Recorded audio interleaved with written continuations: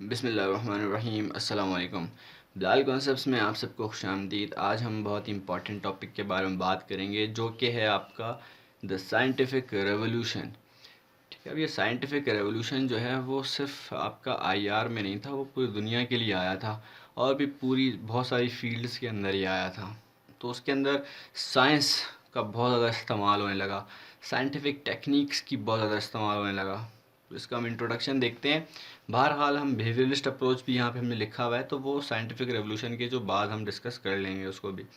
تو پہلے ہم سمجھتے ہیں کہ سائنٹیفک ریولوشن کیا ہے۔ آپ کو پتہ ہے کہ ایسا ایک ٹول ہے جس سے ہم آرگنائز کر سکتے ہیں کس چیز کو، جو بھی آپ کے ہسٹوریکل ایونٹس ہوئے ہیں، کوئی مخصوص ہسٹوریکل ایونٹ ہے، اس کو آپ جو ہے نا آرگنائز کر سکتے ہیں۔ اس کے ایونٹس کو آرگنائز کرنے سے کیا ہوگا کہ آپ اس کو ایک اسٹرکچر دے دیں گے، اور پھر اس کو انالائز کرنا بہت ہی آسان ہو جائے گا آپ کے لیے۔ ٹھیک ہے، the structure of scientific revolution, یہ ایک بک دی تھی کس نے؟ آپ کا تھامس کوہن نے۔ یہ 1962 میں دی تھی انہوں نے۔ اس میں انہوں نے بات کی تھی کہ جو اسٹڈی آف آئی آر ہے وہ بیس کرتی ہے سائنٹزم پہ۔ تو وٹ از سائنٹزم؟ تو سائنٹزم ایک ایسا use of appropriate scientific method ہے۔ اس کے اندر آپ کو پتہ ہے کوئی بھی آپ جو تھیوری آپ بنا رہے ہوتے ہیں، اس میں آپ کوئی اگر انالائز کر رہے ہوتے ہیں کسی فینومینون کو، تو اس میں آپ کازز ڈھونڈتے ہیں کہ یار مسئلے کیا تھے، پھر اگر ممکن ہو تو سولوشنز بھی دیتے ہیں۔ تو یہ آپ کا جو ہے نا پہلے ایسا ہوتا تھا کہ یہ causes and solutions find out کرنے کے لیے آپ اپنا ایکسپیرینس یوز کرتے تھے، نالج یوز کرتے تھے، لیکن اب آپ نے جو ہے نا وہ ایک باقاعدہ ایک سائنٹیفک میتھڈ استعمال کیا ہے۔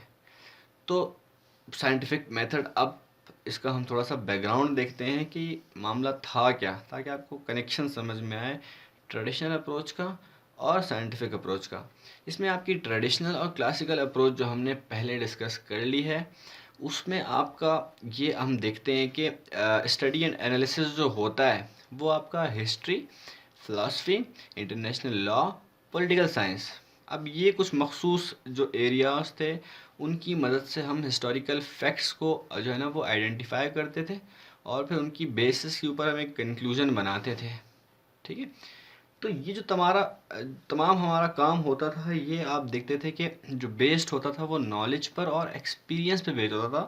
اس میں آپ کا کوئی ہائپوتھیسس نہیں ہوتی تھی جس کو آپ ٹیسٹ کر سکتے تھے۔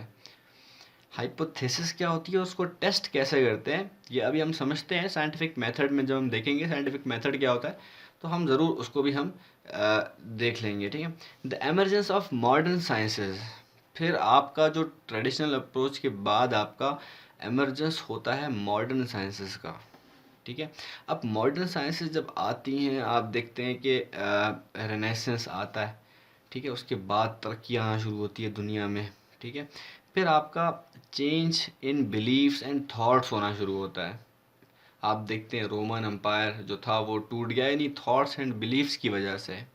میڈیکل سائنس نے بھی کافی جو ہے نا وہ ترقی کی۔ میڈیکل سائنس نے جو ہے نا وہ بائیولوجی، کیمسٹری، فزکس، اس طرح کے سبجیکٹس کو اکیڈمک ڈسپلن بنایا، اور ان کے اوپر ریسرچز شروع ہوئیں۔ ٹھیک ہو گیا، یہ آپ کی ان کو ہم کہتے ہیں نیچرل سائنسز۔ اس کے بعد جو ہے نا ہم دیکھتے ہیں کہ پھر اس سائنٹیفک ریولوشن کا افیکٹ کیا پڑا پالیٹکس کے اوپر۔ اس پہ آپ کو میں ایک دو مثالیں دیتا ہوں اور بات ختم کروں گا کہ آپ نے دیکھا تھا انرجی وار ہوئی تھی جب سائنٹیفک ریولوشن آیا، آپ نے دیکھا اس کے بعد آپ کا جو ہے نا وہ ایک انرجی وار ہوئی تھی کس کے بیچ میں؟ آپ کو پتہ ہے بجلی بنانے کے لیے دو لوگ جو ہے نا وہ میدان میں تھے، ایک نکولا ٹیسلا اور تھامس ایڈیسن۔ تو تھامس ایڈیسن جو تھے وہ شروع میں تو کامیاب ہوئے بجلی کو جو ہے نا وہ ڈی سی کرنٹ میں پہنچانے میں، لیکن نکولا ٹیسلا نے آپ کا اے سی کرنٹ بنایا۔ تو یہ دونوں کے بیچ میں وار تھی، جو ایٹ دی اینڈ آپ کا جو نکولا ٹیسلا تھے وہ جیت گئے تھے۔ تو اے سی کرنٹ کیا ہوتا ہے، اس میں آپ دیکھتے ہیں کہ ایک جو آپ کا یہ کرنٹ کا جو آپ کا فلو ہوتا ہے، میں آپ کو یہاں پہ بنا کے دکھاتا ہوں۔ دیکھیں یہ آپ کا کرنٹ کا فلو ہوتا ہے نا۔ اب کرنٹ ایک پوائنٹ پہ آ کے کیا ہوگا، اس کی بس ہو جائے گی یہاں پہ آ کر، یہ بس جو ہے نا وہ ضائع ہو جائے گا یہ کرنٹ۔ ٹھیک ہے، لیکن آلٹرنیٹ کرنٹ کیا ہوگا، اس میں یہ کرنٹ جو ہے نا وہ واپس آنے کی بھی صلاحیت رکھے گا، یہ واپس بھی آ سکے گا، لہٰذا اس کو آپ جو ہے نا وہ ری یوٹیلائز کر سکتے ہو آپ اس کو۔ ٹھیک ہے. پھر یہی نہیں، آپ نے دیکھا انڈسٹریل ریولوشن کے بعد آپ کا جو گروتھ ہوئی ہے اکنامی میں، تو اکنامی کا آپ کو پتہ ہے ڈائریکٹ اور انڈائریکٹ امپیکٹ ہوتا ہے پالیٹکس کے اوپر. ٹھیک ہے. تو گروتھ کیسے ہوئی اکنامی کے اندر؟ تو پہلے کیسا ہوتا تھا سائنٹیفک ریولوشن سے پہلے کیا ہوتا تھا کہ آپ کی جو بلو والی لائن ہے، جو ایکسپینسز کی لائن ہے آپ کی، یہ آپ دیکھتے ہیں، اور جو اوپر والی بلیک لائن ہے آپ کی، وہ ریونیو کی لائن ہے. تو آپ دیکھتے ہیں کہ دونوں جو ہے وہ پیرالل تھے پہلے. ٹھیک ہے. ایکسپینسز بھی آپ کے اور ریونیو بھی آپ کا دونوں ساتھ ساتھ چل رہا تھا. لیکن جب سائنٹیفک ریولوشن آیا اس کے بعد کیا ہوا، اس میں آپ دیکھتے ہیں کہ جو آپ کے ایکسپینسز ہیں وہ تو کانسٹنٹ ہیں، جیسے تھے ویسے ہی ہیں، لیکن ریونیو آپ کا ایک دم سے زبردست قسم کا جو ہے نا وہ گرو کر گیا. ٹھیک ہے. تو یہ ہے آپ کا جو ہے نا وہ امپیکٹ پولیٹیکل اکنامی کے اوپر. اب ہم دیکھتے ہیں کہ سائنٹیفک میتھڈ ہوتا کیا ہے. ہم نے بات کی نا کہ بھی سائنٹیفک میتھڈ، اس کی ہم دیکھ لیتے ہیں کہ کیا ہوتا ہے. تو یہ بیسیکلی ایک ریسرچ میتھڈ ہے. ایک ریسرچ میتھڈ ہے. کسی بھی فینومینون کو سمجھنے کے لیے ہم ایک جو ہے نا وہ ریسرچ میتھڈ، جس میں ہم جو ہے نا مختلف ایلیمنٹس میں سے اپنے جو ہے نا پسندیدہ ایلیمنٹس، اپنی ریسرچ کے مطابق ان ایلیمنٹس کو آئیڈینٹیفائی کر کے ان کے اوپر ہم جو ہے نا ان کی بیس پہ ہم جو ہے نا فائنڈنگز کرتے ہیں، پھر ہم جو ہے نا کام کرتے ہیں. تو سائنٹیفک میتھڈ ہے کیا؟ جو اس کے اندر سب سے پہلا اسٹیپ ہے آپ کا، وہ ہے آپ کا آبزرویشن. پہلا اسٹیپ آبزرویشن کرنی آپ کو لازمی ہے، کیونکہ جب بھی آپ نے کوئی بھی سچویشن کو انڈرسٹینڈ کرنا ہے، کسی بھی آپ نے جو ہے نا فینومینون کو سمجھنا ہے، تو اس کو آبزرو کرنا لازمی ہے پہلے. ٹھیک ہے. اس میں آپ کچھ مین کام کرتے ہیں. وہ کیا؟ پہلا کام آپ کرتے ہیں identifying and defining the problem. یعنی کہ آپ پہلے تو ایک پرابلم کو جو ہے نا وہ آئیڈینٹیفائی کرو گے، یہ جو ہے نا پہلے سے بتاؤ گے کہ میں کیا ڈھونڈ رہا ہوں، یا اس میں مسئلہ کیا ہے، اور میں اس مسئلے کو اب ڈیفائن کروں گا. تو آپ پہلے آئیڈینٹیفائی کرو گے اور پھر ڈیفائن کر دو گے. پھر آپ اپنی ریسرچ ٹائپ بتاؤ گے کہ یار میں کون سی ریسرچ کروں گا، کس ٹائپ کی ریسرچ کروں گا. کیا میں ایکسپلینیٹری ریسرچ کروں گا یا میں ایکسپلوریٹری ریسرچ کروں گا. ٹھیک ہے. تو پھر میتھڈالوجی بھی آپ بتاؤ گے. میتھڈالوجی آپ پہلے سے بتاؤ گے کہ آپ کی میتھڈالوجی کیا ہے ریسرچ کی. اس میں آپ focus group, case studies, observation, یہ کچھ چیزیں ہوتی ہیں آپ کی. پھر اس کے بعد نیکسٹ اسٹیپ کیا ہوتا ہے کہ آپ پھر ہائپوتھیسس جو ہے نا وہ سیٹ کرتے ہو. ہائپوتھیسس سیٹ کی جاتی ہے جس میں آپ کے جو ہے نا مینلی آپ کے ہوتے ہیں ریسرچ آبجیکٹیوس. اس میں آپ جو ہے نا ان آبجیکٹیوس کو اپنے کوشچن فارم میں بھی لکھ سکتے ہو. جیسے کہ ہم کوئی ہیڈنگ بناتے ہیں نا، مثال کے طور پر میں آپ کو کوئی مثال دیتا ہوں کہ بھائی کہ میں آپ کو ایک بات کرتا ہوں کہ democracy leads to piece and development. تو میں اس کو سوال بنا دیتا ہوں، اس کو کوشچن فارم میں کر لیتا ہوں نا کہ does democracy lead to piece and democracy. تو اس طرح سے آپ کوشچن فارم بنا لیتے ہیں. پھر آپ اس میں setting null and alternate hypothesis. آپ نل ہائپوتھیسس آپ کی ہوتی ہے مین ہائپوتھیسس کہ ہاں بھائی جو ڈیموکریسی ہے اس کا امپیکٹ ہے پیس کے اوپر، یہ آپ کی مین ہائپوتھیسس. اور آلٹرنیٹ کیا ہوتی ہے آپ کی؟ آلٹرنیٹ ہوتی ہے جو اس کے بالکل اپوزٹ ہوتی ہے، یعنی کہ بھائی نہیں ہے امپیکٹ. ٹھیک ہے. ڈیموکریسی کا آپ کا کوئی بھی امپیکٹ نہیں ہے، ٹھیک ہے، پیس کے اوپر یا ڈیولپمنٹ کے اوپر. تو یہ آپ کے دو قسم کے ہائپوتھیسس ہوتے ہیں. تو یہ ہائپوتھیسس آپ سیٹ کر لیتے ہو، لیکن ابھی تک یہ پروو نہیں ہوئے ہیں. انہی ہائپوتھیسس میں سے جب آپ پروونگ کریں گے، فائنڈنگ کریں گے، تو کوئی ایک ہائپوتھیسس اس میں سے وہ جو ہے نا وہ ایکسیپٹ ہو جائے گی. پھر آپ ڈیٹا کلیکشن کرتے ہیں. پھر ڈیٹا کلیکشن آپ کو پتہ ہے اس کی مختلف ٹیکنیکس ہوتی ہیں. آپ ایس ای او جو آپ کا سرچ انجن آپٹیمائزیشن کا جو ٹول ہے اس کو آپ یوز کرتے ہیں. کی ورڈ ریسرچ ہوتی ہے آپ کی. ٹھیک ہے. جو آپ کی سورسز ہوتی ہیں وہ آپ کی جے اسٹور، گوگل اسکالر، اس طرح کی آپ کی سورسز ہوتی ہیں، آن لائن سورسز. زیادہ تر انہی سے ہم آرٹیکلس فائنڈ آؤٹ کرتے ہیں. لائبریریز جاتے ہیں، سرویز کرتے ہیں، اس طرح سے ہم اپنا کام کرتے ہیں. نیکسٹ اسٹیپ ہوتا ہے ہمارا ایکسپیریمنٹیشن کا. ایکسپیریمنٹیشن میں ہم جو ٹیسٹ ہے نا وہ اپلائی کرتے ہیں. ٹیسٹ کیا ہوتا ہے؟ ٹیسٹ جو ہے نا ہم بیسیکلی فائنڈ کرنے کے لیے کچھ بھی ریلیشن شپ فائنڈ کرنے، دو ویریبلس، ایک آپ کا جو ہے نا وہ انڈیپینڈنٹ اور ایک آپ کا ڈیپینڈنٹ ویریبل کا جو بیچ کا جو ہے نا وہ تعلق ہے، ریلیشن شپ ہے، اس کو فائنڈ آؤٹ کرنے کے لیے کچھ ٹیسٹ ہیں ہوتے ہیں ہمارے پاس. اس کے لیے ایک بہت ہی مشہور سافٹ ویئر ہے SPSS. یہ سافٹ ویئر بہت مشہور ہے، بہت سے ریسرچرز جو ہے نا وہ استعمال کرتے ہیں اور اچھا اس کا کافی اچھے ریزلٹس ہیں. تو اس سافٹ ویئر کی مدد سے ہم ٹیسٹ اپلائی کرتے ہیں. ایک مشہور ٹیسٹ میں آپ کو بتاتا ہوں ایز این ایگزامپل کہ ٹی ٹیسٹ ہم اپلائی کرتے ہیں فار کور ریلیشن. ہم کور ریلیشن فائنڈ آؤٹ کرنے کے لیے ٹی ٹیسٹ اپلائی کرتے ہیں اس SPSS سافٹ ویئر میں. ہم جو فائنڈنگ ہوتی ہے ڈیٹا کلیکٹ کر کے سافٹ ویئر میں پٹ کرتے ہیں اور یہ سافٹ ویئر ہمیں پھر جو ہے نا ہمیں بتا دیتا ہے کہ کور ریلیشن ہے یا نہیں ہے. تو اس کے بعد اگلا اسٹیپ ہمارا ہوتا ہے کہ ہم کو ریلیشن فائنڈ آؤٹ کرتے ہیں. میں نے آپ کو بتا دیا کو ریلیشن ہوتی کیا ہے. بیسیکلی سمجھ لیں اس کو کہ آپ کی دیکھیں ایک رینج ہوتی ہے. جب بھی آپ کوئی سیٹ کرتے ہیں نا، کوئی بات سیٹ کرتے ہیں، مثال کے طور پر ایک تو آپ کا جو ہے نا کوشچن یہ آ گیا آپ کا کہ بھائی آپ کا جو امپیکٹ ہے وہ ہے پازیٹیو امپیکٹ ہے پیس پہ، اور ایک آپ کا ہے کہ نہیں ہے امپیکٹ. تو بیچ میں آپ کی یہ 0 to 1 کی رینج ہوتی ہے آپ کی. اس میں اگر آپ کا 0.5 سے کم آیا، مائنس جو ہے نا 0.5 سے 0.4 0.4 آنسر آ گیا آپ کا کوریلیشن جب آپ نے فائنڈ آؤٹ کی، تو آپ کا 0.4 جواب آ گیا، تو آپ سمجھیں گے کہ بھائی ریلیشن شپ نہیں ہے. یعنی کہ democracy does not lead to piece and development. تو اور اگر 0.5 سے زیادہ آ گیا، 0.6 آ گیا، تو آپ بتا دیں گے کہ بھائی democracy has its impact on piece and development. ٹھیک ہے. پھر آپ بتا دیں گے کہ کنکلوڈنگ اینڈ ایبسٹریکٹ. آپ جب آپ فائنڈنگز اپنی دکھا دیں گے نا، آپ جو ہے نا کوریلیشن فائنڈ کر کے ان کو دکھا دیں گے، شو کر دیں گے، اس کے بعد آپ جو ہے نا وہ ایبسٹریکٹ لکھیں گے. ٹھیک ہو گیا. ایبسٹریکٹ آپ کی جو ہے نا وہ ہوتے ہیں جو آپ کی سمری ہوتی ہے ایک قسم کی آپ کے پورے ریسرچ کی. اس میں آپ بتا دو کہ کیا آپ نے پروف کیا ہے.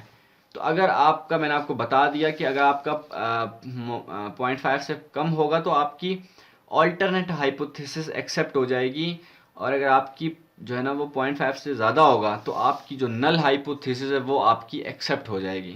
ٹھیک ہو گیا. تو یہ نل اینڈ آلٹرنیٹ ہائپوتھیسس کا فرق آپ لوگوں نے سمجھنا ہے. اب ہم دیکھتے ہیں کہ بھائی جو آپ کا سائنٹیفک میتھڈ آیا دنیا کے اندر، اس کی وجہ سے آپ کے کیا کیا تبدیلیاں آئی دنیا کے اندر، کیا امپیکٹ پڑا ہے دنیا کے اوپر اس کا. تو سب سے پہلے ہم دیکھتے ہیں کہ سوشل چینجز کیا ہوئی سائنٹیفک ریولوشن کے بعد. آپ نے دیکھا پہلے ہیومن رائٹس کا کانسیپٹ نہیں ہوا کرتا تھا، اب ہمارے پاس ہیومن رائٹس کا کانسیپٹ ہے. یونائٹڈ نیشن کی مدد سے ہم نے UDHR universal declaration of human rights, اس میں جو ہے نا بہت سارے رائٹس یونائٹڈ نیشن نے ڈکلیئر کیے ہیں ہیومنس کے لیے، جس میں ایک بہت امپورٹنٹ رائٹ ہے سیلف ڈٹرمینیشن کا. مطلب کہ آپ کو اپنی زندگی، اپنا جو ہے نا وہ زندگی کا جو معاملات ہیں ان کو طے کرنے کا اختیار خود دو. اپنی جو آپ کی اسٹیٹ ہے جہاں آپ رہتے ہو وہاں پہ آپ کو حکومت کرنے کا اختیار ہو. ٹھیک ہے. تو اس کے بعد آپ نے دیکھا، آپ نے پوورٹی ایک مین پرابلم ہماری سوشل پرابلم، اس کو ختم کرنے کے لیے ڈفرینٹ مشنریز آپ کی جیسے کہ UNO، اس میں بھی UNO کا بہت امپورٹنٹ رول ہے کہ انہوں نے یہ شروع کیا پوورٹی کو ختم کرنے کے لیے. ٹھیک ہے. آپ نے دیکھا FATF بنا لیا ہم نے، پہلے نہیں ہوتا تھا یہ سب کچھ. اب ہم نے جو ہے نا وہ ٹیرر فنانسنگ کو روکنے کے لیے، اور ہم نے جو اسمگلنگ ہے آپ کی اس کو روکنے کے لیے، منی لانڈرنگ کو روکنے کے لیے دنیا بھر میں جو ہے نا ہم نے ایک انٹرنیشنل آرگنائزیشن بنا لی ہے جسے ہم FATF کہتے ہیں، جسے ہم فیڈرل ایکشن ٹاسک فورس کہتے ہیں. تو اب ٹیررزم کے اوپر بھی ہم جو ہے نا وہ کنٹرول کر رہے ہیں، ہم جو ہے نا وہ ان کو جو فائنانس ہو رہا ہے، فنڈنگ ہو رہی ہے، اس پہ بھی ہم کنٹرول کر رہے ہیں. پولیٹیکل چینجز کیا ہوئے؟ Changes in the means of warfare. مطلب پہلے ایسے ہوتا تھا کہ آپ کی جو وارز ہوتی تھیں، آپ دیکھتے تھے بامبس، رائفلز، آپ کی جو نیوکلیئر جو ہے نا وہ وارز بھی ہوئی ہیں، نیوکلیئر ویپن بھی آپ نے دیکھا گرایا گیا World War II میں. تو اتنی بڑی بڑی وارز ہوئی، لیکن آج سائنٹیفک ریولوشن نے اتنی جو ہے نا وہ انٹر کنیکٹڈنس پیدا کر دی ہے، لوگوں کے بیچ میں اتنے تعلقات پیدا کر دیے ہیں، گلوبلائزیشن ہے کہ لوگ جو ہے نا وہ وارفیئر کے نئے مینز بنا لیے لوگوں نے. آپ نے سنا ہوگا 5th جنریشن وارفیئر، اس کو آپ اس میں جو ہے نا آپ کی انکنونشنل وارفیئر بھی آ جاتی ہے. تو یہ ایسے نئے مینز ہیں جو ہم نے اب سیکھے ہیں. ٹھیک ہے.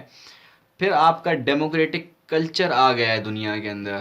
آپ دیکھتے ہیں بھائی لوگوں نے ڈیموکریسی کی خاطر اپنی جانیں قربان کی ہیں. تو یہ آپ دیکھتے ہیں کیسی بات ہے کہ ڈیموکریسی کی خاطر لوگوں نے اپنی جانیں قربان کی. کتنی لڑائیاں ہوئی دنیا کے اندر. ڈیموکریٹک پروسیس ہوتا ہے ایک کانسیپٹ ہوتا ہے جس میں آپ کا الیکشن بھی ہوتے ہیں, پولیٹیکل سسٹم بھی ہوتا ہے, فیڈریشن, یہ جو کچھ بھی ہوتے ہیں ڈیموکریٹک فیچرز وہ ہوتے تو ہیں, لیکن لوگوں کے دلوں میں اویئرنیس, لوگوں کے دماغ میں ڈیموکریسی کے لیے اویئرنیس جب آ جاتی ہے اس کو ہم ڈیموکریٹک کلچر کہتے ہیں. بہرحال ڈیموکریٹک پروسیس میں وہ جو اویئرنیس ہوتی ہے اس کی کمی ہوتی ہے. انسٹیٹیوشنلائزڈ ڈپلومیسی آپ کی پولیٹیکل چینجز کا ایک اہم اسپیکٹ ہے کہ آپ کی جو ڈپلومیسی ہے وہ انسٹیٹیوشنلائزڈ ہو گئی ہے. آپ نے دیکھا ہے ہم ایمبیسیز بناتے ہیں دوسرے کنٹریز میں, اپنے ایمبیسڈرز بھیجتے ہیں وہاں پر. اور آپ کو ایک اور جو ہے نا وہ پولیٹیکل چینج ملے گا دنیا میں دیکھنے کو, وہ ہے فلکچویٹنگ ورلڈ آرڈر. آپ نے دیکھا ورلڈ وار 2 سے پہلے آپ کا ملٹی پولیرٹی تھی, بہت ساری طاقتیں تھی. یو کے, آپ کا فرانس, اسپین, اور آپ کا رشیا, امریکہ. پھر آپ کا جو ہے نا وہ اس کے بعد آپ نے دیکھا کہ ورلڈ وار 1 ہوئی, اور پھر آپ کی جو ہے نا وہ اس کے بعد بھی ملٹی پولیرٹی ختم نہیں ہوئی. پھر آپ نے دیکھا ورلڈ وار 2 جب ختم ہوئی تو ملٹی پولیرٹی تو ختم ہو گئی, پھر بائی پولیرٹی شروع ہو گئی. بائی پولیرٹی کے بعد جب آپ کی کولڈ وار ختم ہوئی تو صرف یونی پولیرٹی ہو گئی جس میں آپ کا امریکہ ہی اب اکیلی پاور ہے. تو وہ یونی پولیرٹی کا مطلب بھی یہی ہے کہ ایک پاور, اور بائی پولیرٹی میں دو پاورز ہوتی ہیں جیسے کہ کولڈ وار میں تھا, جیسے کہ یو ایس اے اور رشیا تھا وہاں پر. ٹھیک ہے. اکنامک چینجز آپ کی کیا آئیں؟ اب دیکھیں اکنامک لبرلزم, یہ ایک تھیوری آئی ہمارے پاس. بیسیکلی جو آپ کا لبرلزم ہے نا, دیکھیں جو بھی تھیوری ہوتی ہے نا اس کے دو اسپیکٹس ہوتے ہیں, یاد رکھیں بات. ایک ہوتا ہے آپ کا پولیٹیکل اسپیکٹ اور ایک ہوتا ہے آپ کا اکنامک اسپیکٹ. تو آپ نے دیکھا ہے آپ کے سلیبس کے اندر جو آئی پی ای ہے, انٹرنیشنل پولیٹیکل اکانومی, وہ جو تھیوریز ہیں جتنی بھی, اس کے اندر بھی آپ کے یہی آئیڈیلزم اور ریئلزم ہی مین تھیوریز ہیں. لیکن وہ جو ہم نے پہلے ڈسکس کیے وہ ان کے پولیٹیکل اسپیکٹ تھے, اور جو ہم انٹرنیشنل پولیٹیکل اکنامی میں ڈسکس کریں گے وہ ان کے اکنامک فیسٹس ہوں گے. ٹھیک ہو گیا. یہ آپ کا سسٹم شروع ہوا. اکنامک لبرلزم نے ہمیں, اس تھیوری نے ہمیں کیپٹلزم کی تھیوری دی, کیپٹلزم کی آئیڈیالوجی دی ہمیں, جو کہ آپ کو پتہ ہے یو ایس اے کی اب ایک آئیڈیالوجی ہے باقاعدہ. اس کے لیے یو ایس اے لڑائی بھی کرتا ہے, جس کا مطلب ہے سرمایہ دارانہ نظام, یعنی کہ private property right. Property right جو ہے وہ ایک عام آدمی کے پاس جب آئے گا تو اسے ہم کہتے ہیں کیپٹلزم. پراپرٹی خریدنے کا رائٹ, بیچنے کا رائٹ, اس کو ہولڈ کرنے کا رائٹ, یہ تمام رائٹس. لیکن کمیونزم اس کے اپوزٹ جو ہے نا ایک فینومینون ہے, ایک جو ہے نا وہ آئیڈیالوجی ہے, جس کے مطابق جو پراپرٹی ہوگی وہ ساری کی ساری گورنمنٹ کی ہوگی. عوام صرف وہاں پہ رہ سکتی ہے مگر وہ گورنمنٹ کی ہی ملکیت میں ہوگا سب کچھ. Rise of China as an economic power, یہ ایک ایگزامپل ہم نے آپ کو دے دی. ٹھیک ہے. تو اب آپ دیکھتے ہیں کہ انٹرنیشنل مانیٹری جو سسٹم ہے آپ کا وہ بھی انٹروڈیوس ہو چکا ہے دنیا کے اندر. جیسے کہ آپ نے دیکھا تھا آپ کا ورلڈ بینک, آپ کا جو ہے نا وہ آئی ایم ایف, یہ تمام جو آپ کے آرگنائزیشنز ہیں یہ آپ کی انٹرنیشنل مانیٹری سسٹم یعنی کہ وہ ریگولیٹ کرتی ہیں. وہ ہم پھر بعد میں ڈسکس کریں گے, جب آپ آئی پی ای کو ڈسکس کریں گے تو ہم دیکھیں گے کہ مانیٹری سسٹم کیا ہوتا ہے. پھر ہم ایجوکیشنل چینجز ہمارے پاس کیا آتی ہیں کہ آپ دیکھتے ہیں جو ایجوکیشن ہے آپ کی وہ ڈیجیٹلائز ہو جاتی ہے. مطلب کہ آپ دیکھتے ہیں ایزیلی ایکسیس ہے ہمارے پاس ایجوکیشن کے لیے, کوئی مسئلہ نہیں, آپ گھر بیٹھے ایجوکیشن حاصل کر سکتے ہیں اور اچھی ایجوکیشن حاصل کر سکتے ہیں. آپ کو جو ہے نا وہ انٹرنیٹ سے آپ بکس پرچیز کر سکتے ہیں, یعنی کہ جو آپ کا انٹرنیٹ آیا اس نے, ٹیکنالوجی نے آپ کا دنیا کے اندر تہلکہ مچا دیا. اویئرنیس آ گئی لوگوں کے اندر, یہ بہت بڑی بات ہے. جب اویئرنیس آئے گی تو پھر پارٹیسپیشن بھی الٹیمیٹلی انکریز ہو جائے گی. تو لوگوں نے پارٹیسپیٹ کرنا شروع کیا ڈیموکریٹک پروسیس کے اندر, ڈیموکریٹک کلچر کے اندر. لوگوں نے جو ہے نا وہ اپنا انٹرنیشنل ارینا میں, انٹرنیشنل پالیٹکس کے اندر پارٹیسپیٹ کرنا شروع کیا. ٹھیک ہو گیا. تو یہ آپ کا جو ہے نا وہ سائنٹیفک ریولوشن جو تھا ہم نے وہ ڈسکس کر لیا.